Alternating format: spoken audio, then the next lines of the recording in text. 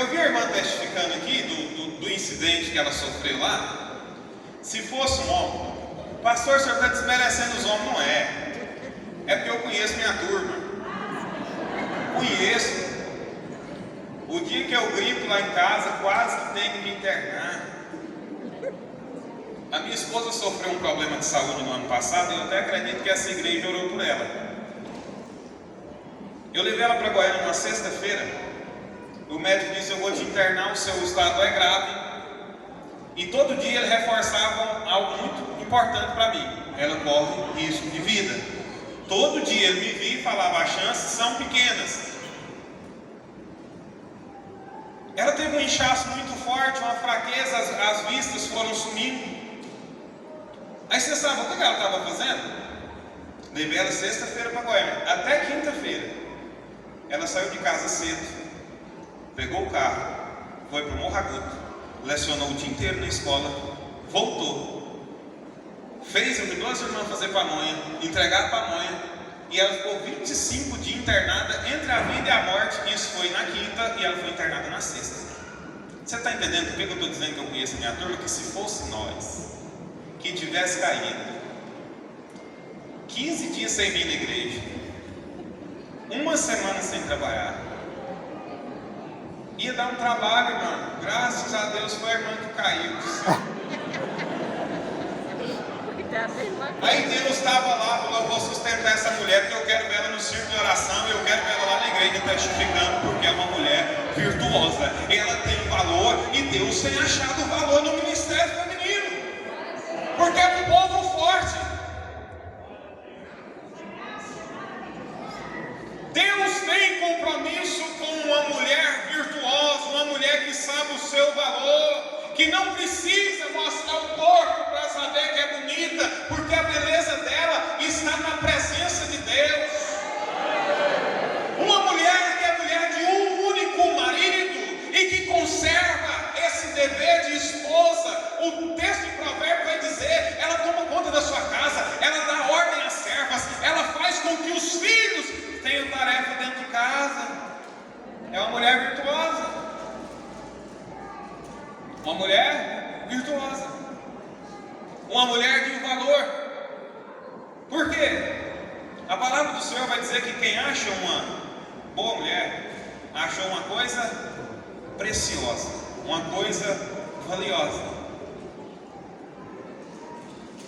E tem um texto na Bíblia que as mulheres nunca concordam com ele. Qual que é?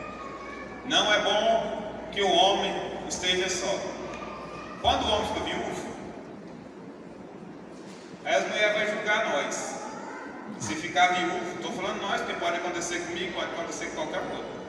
Quando o homem fica viúvo e com 3 meses ele quer casar, a mulher fica julgando ele. Ah, mas não é possível, ficou viúvo ontem. É porque a promessa é para nós, que não é bom que o homem esteja só. Mas não é bom mesmo, o homem não dá conta de fazer nada sozinho. Nada. Nada. Uma mulher virtuosa, ela sabe o seu lugar, ela sabe a hora de falar.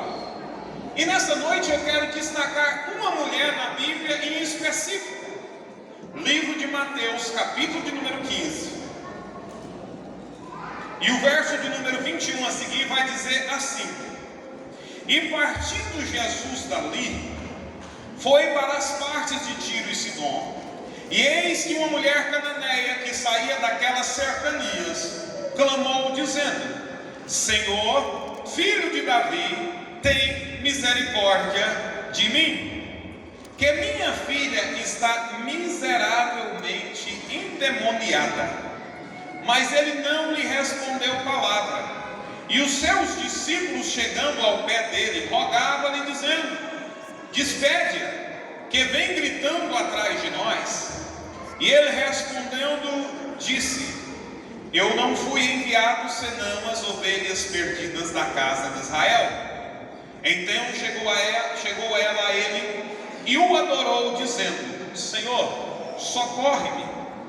Ele, porém, respondendo disse: não é bom pegar o pão dos filhos e deitá-los aos cachorrinhos.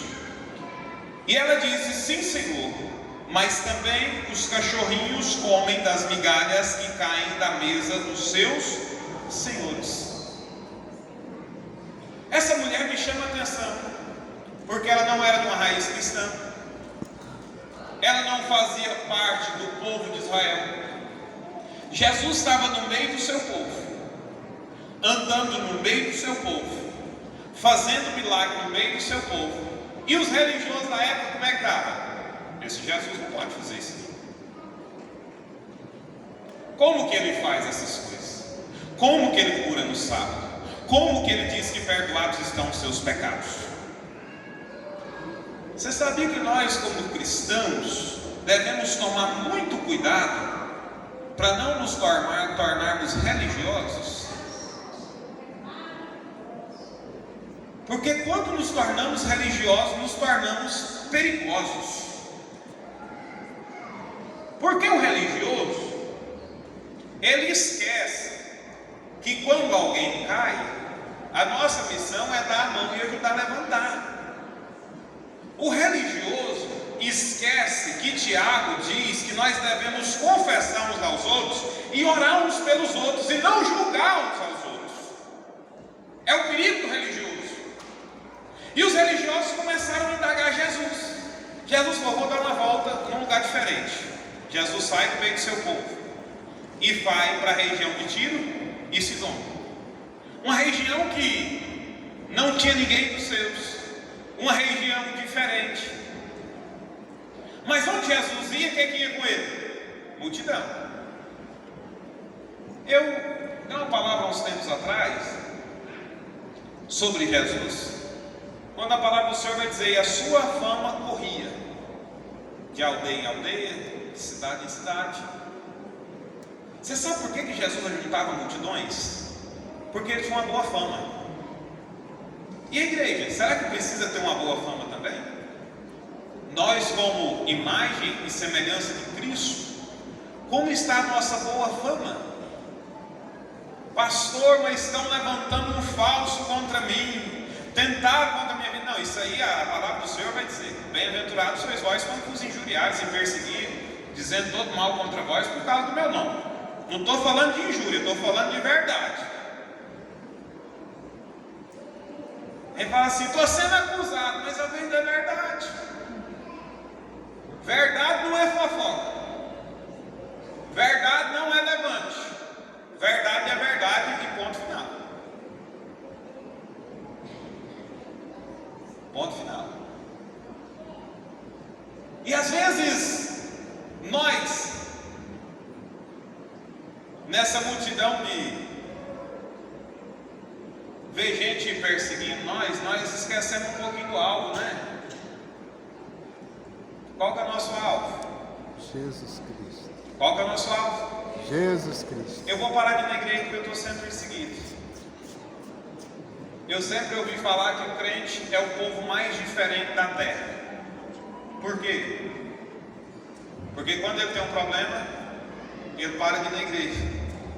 Ele está doente, ele fica em casa, pastor. Ele não vem para a igreja, ele fica em casa. Aí do lado de fora, quando ele fica doente, ele vem para a igreja. Quando ele tem um problema, ele vem para a igreja. O crente, ele é o contrário. Mas quando Jesus, a sua fama corria, e a nossa fama como igreja também tem que correr, as multidões estavam com ele. Onde Jesus ia, ele não ia sozinho. Jesus entrava numa casa, não tinha jeito de entrar na casa com ele, porque o povo fechava em redor. A mulher do fluxo de sangue, para chegar em Jesus, foi uma luta tremenda, porque tinha uma grande multidão. E essa mulher com certeza não achou facilidade em chegar até a presença de Jesus. Ela enfrentou grandes desafios para chegar. Mas essa mulher tem algumas atitudes que nos chamam a atenção em particular. Primeiro, nós cantamos aqui, né? O hino do Galileu. Jesus veio de onde? Galileia. Nazaré. Nazaré era uma terra que não produzia muita coisa boa. Aí todo mundo chamava de Jesus o Nazareno. Chegava: Jesus o Nazareno está passando aí. Jesus o Nazareno está curando. Jesus do Nazareno está fazendo. Até que um cego. Eu acho incrível o que Deus faz. Quem é que contou para aquele cego a história de Jesus? Quando é que ele viu Jesus? Quando Jesus vem passando, alguém diz assim: Jesus, o Nazareno, está passando por aí. Ele falou: para vocês ele pode ser Nazareno, mas para mim ele é o filho de Davi, o prometido, aquele que Isaías disse que viria e veio. E ele começa a clamar: Jesus, filho de Davi, tem misericórdia de mim. Jesus parou, falou: peraí, esse aí é diferente. Esse aí não me chamou de Nazareno, esse aí conhece a minha origem. Deixa eu te fazer uma pergunta. Você conhece o Deus que você serve? Você conhece a origem da sua fé? Ou você aceitou Jesus e começou a ver os outros contando testemunho, achou bonito, falou: vou seguir, mas nunca teve um testemunho para contar? Eu me recordo que no ano de 2019, no início do ano, eu fiz uma oração e disse: Senhor, eu quero começar a viver minhas próprias experiências. Eu quero parar de contar o testemunho dos outros. Por vezes eu me arrependi, Misael, dessa oração. Arrependi. Teve uma época na minha vida que a coisa deu uma controlada assim. No início da semana eu fui demitido do emprego. No final da semana, uma prima da minha esposa ganhou neném e eu tive que levar a família para Goiânia. O neném nasceu de 6 meses e pouco. Fui levar a família para Goiânia. Quando eu cheguei em Goiânia, eles me ligaram: ó, o ladrão entrou na sua casa aqui e fez um ninho. Eu falei: Jesus. Quando eu comecei a dar uma recuperada, fui em Ceres fazer um exame, capotei meu carro, o carro deu perca total. Mas eu não machuquei, eu não tive nenhum arranhão. Aí eu comecei a viver minhas experiências. Mas viver experiência é um negócio difícil. Se você quer viver experiência com Deus, toma cuidado com a sua oração. Porque você vai viver, e a experiência com Deus, nem toda ela é alegria. Eu experimentei isso na pele. Aquela mulher, assim como o cego de Jericó, quando Jesus vem passando, e todo mundo estava como? Ó, o Nazareno está aí na nossa região.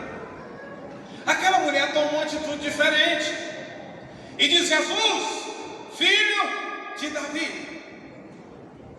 Jesus ficou calado, não respondia nada. A irmã que estava falando quando eu cheguei, vocês me desculpem, eu cheguei atrasado um pouquinho, e ela dizia algo relacionado a isso, né? Jesus, filho de Davi, tem misericórdia de mim. Se o juiz, que era iníquo, fez justiça na vida de uma mulher que clamou a Deus, imagine o Filho de Deus fazendo justiça a um filho seu aqui na terra. É lógico que ele ia fazer justiça. Eu acho incrível que os discípulos de Jesus, eles andavam muito com Jesus, caminhavam lado a lado com Jesus, mas eles não tinham experiência de quem era Jesus. Jesus falava umas coisas e eles ficavam boiando.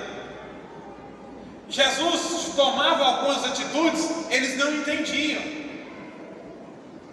De repente os discípulos chegam em Jesus e dizem: Senhor, manda essa mulher embora. Será que eles não aprenderam que quando eles mandaram Jesus mandar a multidão embora, Jesus mandou assim: senta todo mundo e dá pão para todo mundo, que na minha presença ninguém sai de mão vazia. Quando eu estou, onde eu estou, ninguém vai embora do jeito que chegou. Se chegou com fome, vai embora alimentado. Se chegou precisando de uma libertação, vai embora liberto. Se chegou precisando de uma cura, ele vai embora curado. Mas os discípulos não conseguiam entender isso numa totalidade. O Senhor manda ela embora.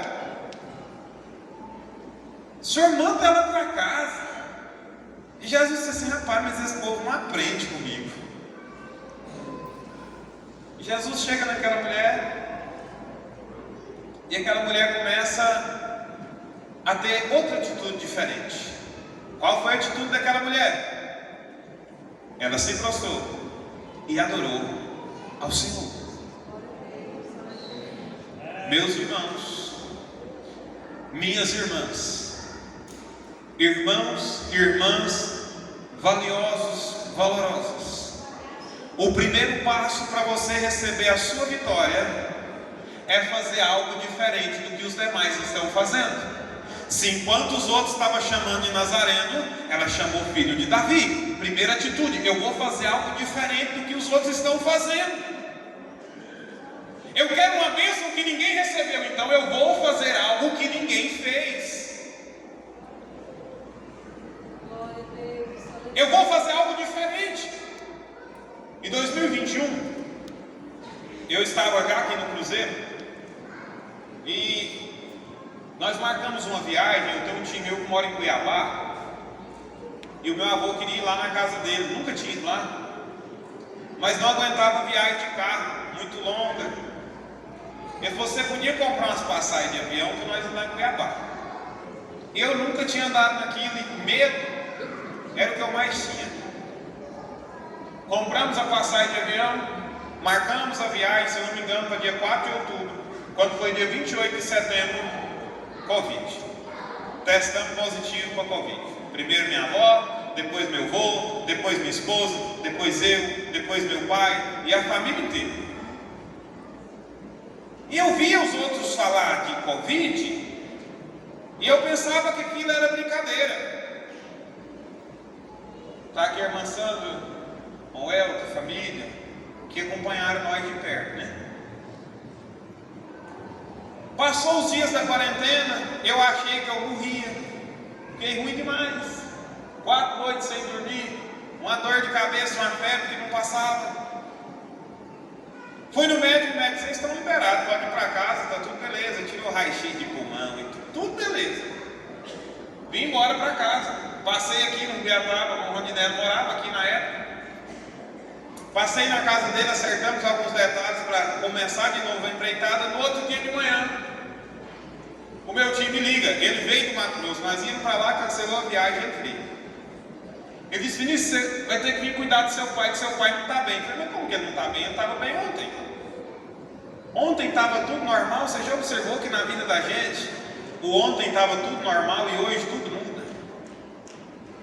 Quando eu cheguei lá, meu pai estava com dificuldade para falar. Dor no corpo inteiro e muito mal. Quando foi de madrugada, no mesmo dia, levei ele para o hospital. Deixei ele no hospital, voltei para casa. Quando eu cheguei em casa, a minha irmã me liga desesperada. O médico quer levar meu pai para a UTI. Que o pulmão dele, que segunda-feira estava limpinho, hoje está com 60% comprometido. Essa era quinta-feira de madrugada. De segunda para quinta. Falei: estou indo para aí. Cheguei lá, falei com o médico, falei: conversa com ele, eu não quero dar essa notícia para ele não. Conversou com ele: então vamos para a UTI. Porque todo mundo tem medo da UTI até precisar dela, porque o medo de morrer é maior que o da UTI. E foi para a UTI. Eu pensei: isso vai ser coisa que passa rápido. No segundo dia ele foi entubado. No quarto dia ele era o pior paciente da UTI.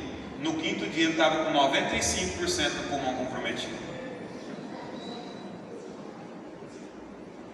Irmãos, Deus às vezes quer nos testar ao extremo. E aí eu lendo a palavra do Senhor e orando, e Deus falou comigo: vou levar. Aí Jesus: não, aí o negócio bagunçou, foi tudo agora. Fui para a oração, o Senhor falou comigo: não vou levar agora, pode ter fé que vai passar. Mas de vez em quando o médico ligava e dizia assim: ele é o pior paciente. E quando você está entre os melhores é bom, não é? Mas quando você está entre os piores é terrível. E o Senhor me deu um direcionamento. Eu lendo a palavra do Senhor, quando Josué chama o povo, Deus chama Josué e diz: santificai-vos, porque amanhã fará o Senhor maravilhas entre vós. Eu disse: vamos fazer um negócio diferente? Orando, nós todo mundo estamos. Buscando, todo mundo está. Mas vamos fazer algo diferente? O quê? Nós vamos orar terça, quarta, quinta e sexta de madrugada. De sexta para sábado, nós vamos fazer 24 horas de oração. E sábado Deus vai entrar nessa causa. Santificai-vos. Segundo, marcai a data. E terceiro, fará o Senhor a parte dele. E o povo acreditou em mim. E eu me recordo que na sexta-feira à noite, tinha uma turma orando lá, em torno de 60 pessoas. O povo juntou à noite. E o médico me liga na sexta-feira e diz assim: eles estão usando 100% de ventilação mecânica. Não é o que ele precisa, é o que a máquina consegue ofertar. Não é o que precisa, ele precisaria de mais, mas a máquina só vai até aqui. E nós oramos. Quando foi no sábado, eu disse: eu vou no PS Vaga e vou passar o dia lá. Não precisa me ligar, não precisa falar comigo, que a hora que o médico ligar, eu vou passar notícia. Naquele dia, pela primeira vez, ligou uma médica e ela disse assim: Vinícius, deixa eu voltar atrás um pouquinho. Na quinta-feira o médico me ligou e disse assim: Vinícius, o seu pai teve uma turbulência. Falei: misericórdia. Turbulência que eu entendo, remete a avião, avião remete a medo, turbulência. Mas foi uma turbulência positiva. Ele melhorou muito de ontem para hoje. Falei: graças a Deus. Quando foi na sexta, ele era o pior paciente, zangou de novo. Foram dar um banho nele, ele deu 3 paradas cardíacas. Hoje ele é o pior paciente. Eu disse para o médico: doutor, o senhor acredita em Deus? Ele disse: eu acredito. Falei: eu não quero saber a notícia de hoje, eu não quero saber de amanhã, mas o senhor marca comigo o sábado, que o senhor vai ver o que Deus vai fazer. O senhor acredita? Ele disse: amém. Quando foi no sábado à tarde, eu estava no PS Pago, me ligou com a doutora e disse: olha, Vinícius, a situação do seu pai não mudou nada de ontem para hoje, mas ele está precisando de auxílio só de 80% do aparelho. Falei: ganhamos a batalha. Porque se ontem era o que a máquina ofertava e hoje é 80%, amanhã vai ser menos e nunca mais vai piorar, doutor. Escreve o que eu estou falando aí. 4 dias se passaram.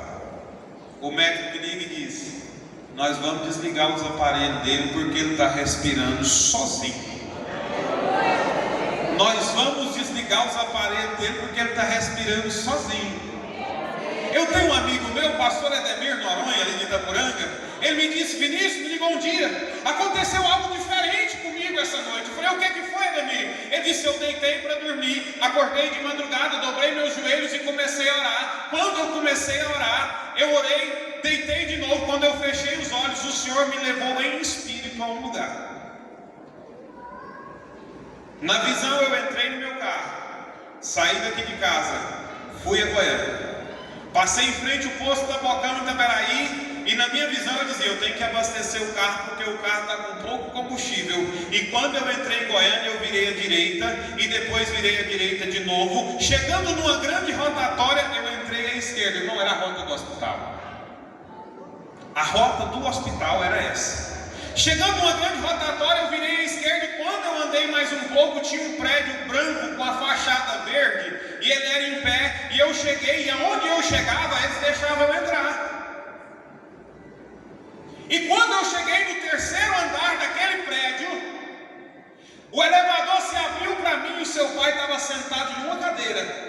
E eu coloquei a mão no peito e disse: Jesus está trazendo saúde para a sua vida. E ele só ria e eu só chorava. E eu acordei falando em mistérios com Deus. Eu não sei se você conhece Hospital Garavela, Aparecida de Goiânia. No terceiro andar era UTI. O prédio era branco, da fachada verde, porque foi Jesus que mostrou aquilo que aconteceu. Levei meu pai para casa e está lá bem de saúde até hoje. O dia que eu entrei no hospital, que ele estava acordado, tinha recobrado a consciência, a enfermeira que me levou disse assim: Vinícius, igual igual o seu pai, só escapou 6 até hoje, os outros morreram tudo. Eu falei, não é porque eu sei da receita que gera resultado. Quer fazer a diferença? Quer receber algo sobrenatural? Faça o que ninguém fez. Faça diferente. Aquela mulher se dobra aos pés de Jesus e adora Ele. Não era costume daquele povo.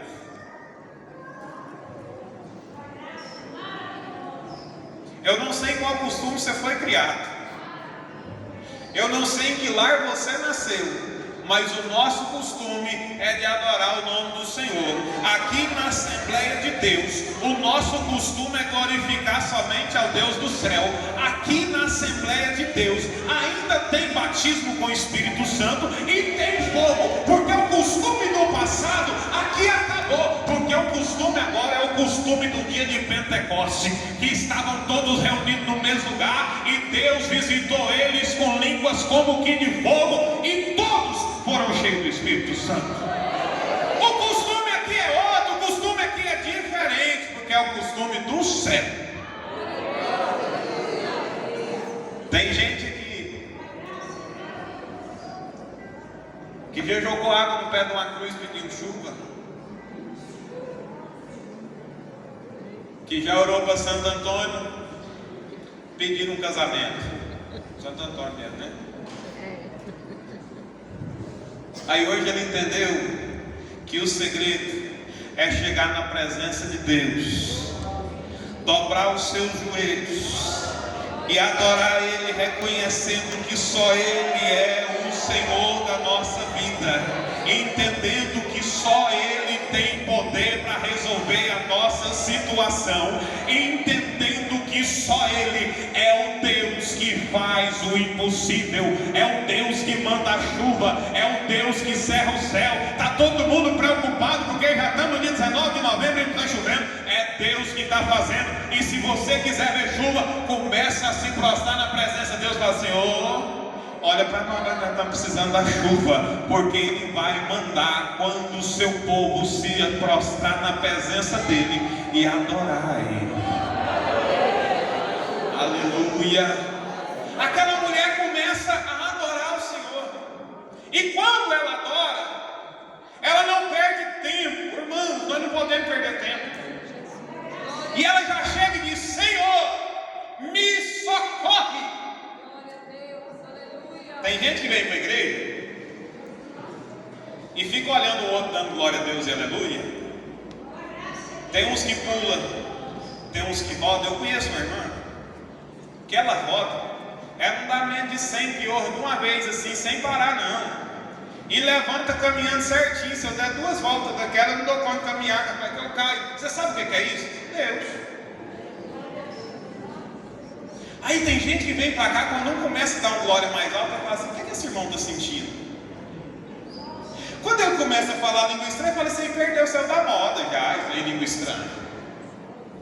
Quando levanta um profeta, ele fala, ainda tem isso? E aí ele vai embora e não acontece nada na vida dele. Mas essa pessoa que está rodando num pé só, essa pessoa que está falando em mistério, essa pessoa que está clamando em alta voz, ele está dizendo, Senhor, eu estou aqui. Senhor, eu estou aqui, no dia 19 de novembro de 2023, na Assembleia de Deus de Rubiataba, e dizendo, Senhor, eu estou aqui. Eu preciso que o Senhor entre com providência na minha causa, e eu estou aqui. O que é que você precisa? Que a mulher não perdeu tempo. Senhor, eu estou com uma menina lá em casa, e ela está miseravelmente endemoniada. Um endemoniado já não é uma coisa fácil, não é verdade? Agora você pensa em uma pessoa miseravelmente endemoniada. Como estava o quadro daquela menina?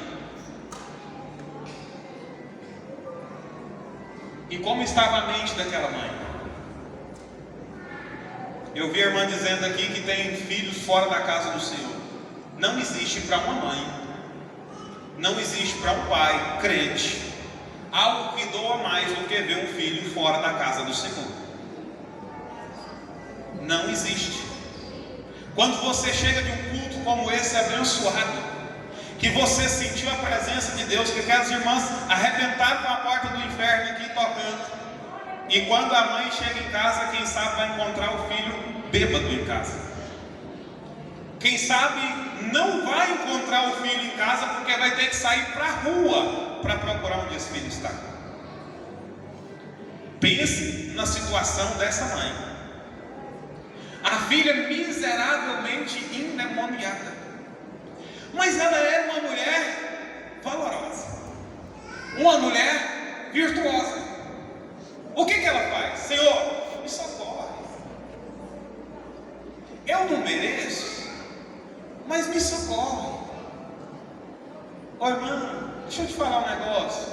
Nós não merecemos nada que nós temos, não. Um dia eu conversava com o pastor Ademilson, filho do irmão Abel. Ele disse: você já observou uma coisa? Eu falei: o quê? Até a fé que nós temos foi Deus que deu. Você está entendendo que você não tem nada se não for Deus na sua vida? Senhor, me socorre. Às vezes, para nós recebermos o nosso milagre, eu tenho que voltar na palavra, essa palavra foi de Deus. Às vezes nós precisamos de uma perseverança que ninguém teve. Olha o que Jesus disse para essa mulher: não é bom pegar a comida que foi preparada para os filhos e colocar para os cães, para os cachorrinhos. Aquela mulher foi chamada de cachorro, cadela, e tem gente reclamando porque alguém chamei de crentinho. Não, isso é um apelido bom demais da conta. Jesus chamou a mulher de cachorro, chamou a filha da mulher de cachorrinho. Não faz sentido eu pegar a comida da mesa e colocar para os cães comerem. 99% dos crentes perdiam o milagre nessa hora. Perdia. Porque o dia que eu chego no pastor, o senhor podia deixar eu pregar lá no cruzeiro, que me convidar lá, o pastor falou: não, esse dia eu preciso de você aqui, já tristeza. 99% tinha perdido o milagre nessa hora. Você coloca de pé em nome de Jesus. Eu preciso terminar em 4 minutos. Não é lícito